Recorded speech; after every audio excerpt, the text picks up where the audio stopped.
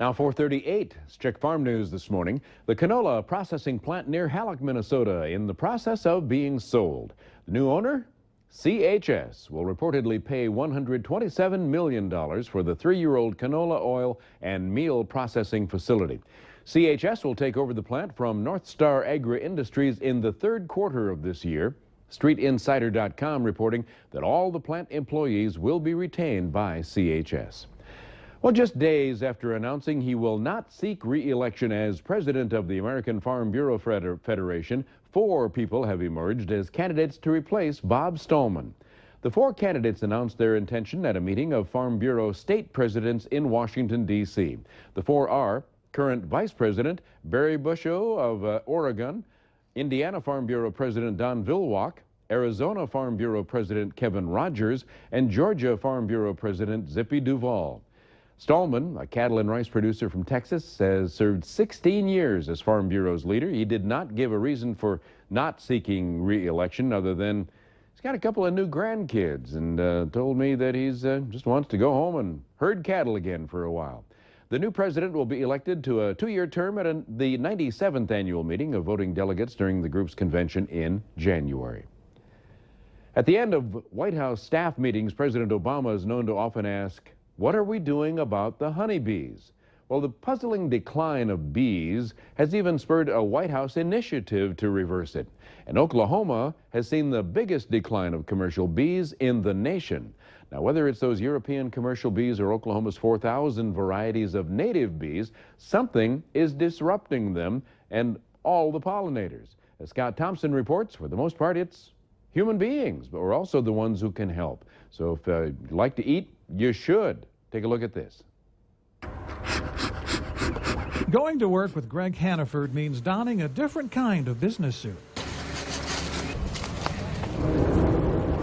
That one just stung me. 20 stings an hour is your limit? That's where I go put on the suit. 10 stings in 10 minutes. I go, we'll change that, but that very rarely happens.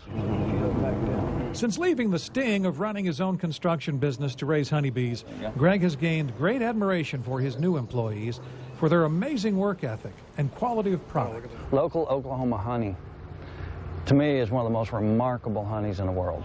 With 300 hives scattered across the region, including here at the Tulsa Zoo, Greg harkens back to childhood chewing gum to describe the sweet melding of meadows going on inside these tiny factories. His honey, he says, is like juicy fruit in a jar. But the variety of nectars that come together to produce this honey, to me, it creates one of the best tasting honeys in the world. And the wild meadows filled with flowers that produce that nectar to make that honey, we keep losing more and more of them. And the pollinators who rely on them for food and whom we rely on for ours. Spraying too much pesticide and herbicide. Nursery plants sold with preloaded pesticides. Great sweeps of industrial agriculture. Suburban sprawl. Whether it's bee, butterfly, bat, or bird, when we lose our pollinators, we lose the link that makes it possible for us to feed ourselves. So it's a hard time to be a honeybee, it's a hard time to be a beekeeper. That's why these hardy souls journeyed on a Saturday to Poto for a bright and early briefing on all the reasons we've lost so many of our pollinators, to hear why Oklahoma's had the greatest die-off of commercial honeybees in all the nation. It would be like you being covered in ticks the size of dinner plates, and they suck bee blood. But if this basement room at the Kerr Center for Sustainable Agriculture is filled with woe, they are adapted to everything Oklahoma can throw at them. Outside, David Redditch has made sure the grounds are a place of wonder. We have a native resource here, and all we have to do is plant the right plants, and they thrive. Whether it's the prairie meadow around the pond or the more formal beds around the buildings, David works to show off the simple, beautiful steps we can all take to help give bees, butterflies, and bugs a boost with the native plants that thrive in the chaotic climate of Oklahoma. We may say, I've only got a small little flower bed in front of my house, but you add everybody on the block doing that, and suddenly you've got a tremendous addition to the landscape. It's a message Amanda and Michael Lane have heard and work to bring to life at home in Oklahoma City. I'm sure my neighbors don't like that I don't pull my dandelions up. I leave them because the bees like them, and we have lots of... that's true, she picks them. But that's okay. Nature doesn't care for neatness. Your expanse of Bermuda grass and foundation yews may please your eye, but the way these guys see it, yours is a house of horrors. There's nothing there for the bees.